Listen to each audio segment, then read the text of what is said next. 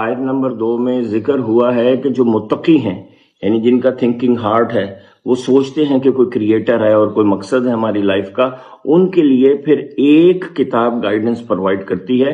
150 plans guidance میں سے یہ والا جو قرآن کا پلان ہے، یہ پھر انہی کو اٹریکٹ کرتا ہے۔ وہ ایکسکلوسیو ہیں، بہت اسپیشل لوگ ہیں۔ اب وہ اس کتاب کی طرف راغب ہو گئے۔ اب ان کی پہچان کیا ہے؟ ان کی 3 پہچانیں ہیں جو تیسری آیت میں پھر بتایا گیا ہے۔ ان کی پہلی پہچان یہ ہے کہ وہ غیب پہ ایمان لاتے ہیں۔ اچھا، یہ غیب پہ ایمان لانا بہت انٹرسٹنگ ہے۔ آج کی پوری دنیا، سائنٹیفک ورلڈ جو ہے نا، وہ غیب پہ ایمان لانے کی وجہ سے قائم ہے۔ اس میں گرافین ہے، آپ سرچ کیجئے گا، کرسپر ٹیکنالوجی ہے، اس میں ہگز بوسن ہے۔ میں صرف ایک کی مثال دیتا ہوں، اس کو کہتے ہیں کوانٹم انٹینگلمنٹ۔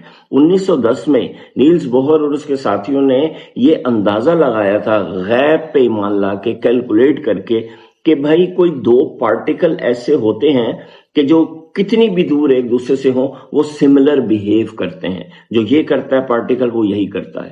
اس کے اوپر انسان غیب پہ ایمان لا کے اس کے اوپر سوچتا رہا، اور اس نے اس کو 100 سال کے بعد ڈسکور کر لیا، اور آج اس ڈسکوری کی بیس کے اوپر کوانٹم کمپیوٹر ایجاد ہو رہے ہیں۔ تو غیب پہ یقین کہ پارٹیکل ایسے بیہیو کرتے ہیں، پھر اس کے اوپر ریسرچ، پھر اس کی ڈسکوری، اور پھر اس کی بیس کے اوپر کوانٹم کمپیوٹر کی ایجاد۔ تو سیم چیز ہے اسلام کے اندر، غیب پہ یقین کہ یہ جو سب ہم دیکھ رہے ہیں اس کو کسی نے بنایا ہے، پھر ڈسکوری کہ آپ کے اندر یہ احساس جاگ اٹھے کہ ہاں وہ بنانے والا اللہ ہے، اور پھر اس ڈسکوری کی بیس کے اوپر ایجاد کہ آپ اپنے آپ کو ری انوینٹ کریں، اپنے آپ کو ایجاد کریں۔ تو یہ پہلی بات۔ دوسری بات، متقیوں کی پہچان یہ ہے کہ وہ نماز پڑھتے ہیں، سمپل 5 وقت کی نماز پڑھتے ہیں۔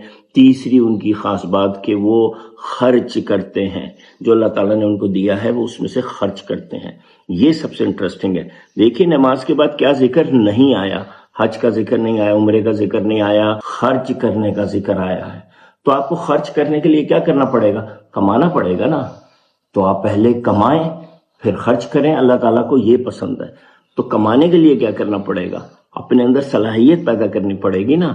تو صلاحیت پیدا کریں، صلاحیت پیدا کریں، اس سے آپ کمائیں گے، آپ اس سے خرچ کریں گے۔ اور یہ وہ تیسری چیز ہے جو اللہ تعالیٰ کو بہت محبوب ہے۔ پہلی غیب پہ ایمان، دوسرا نماز، تیسرا خرچ کرنا۔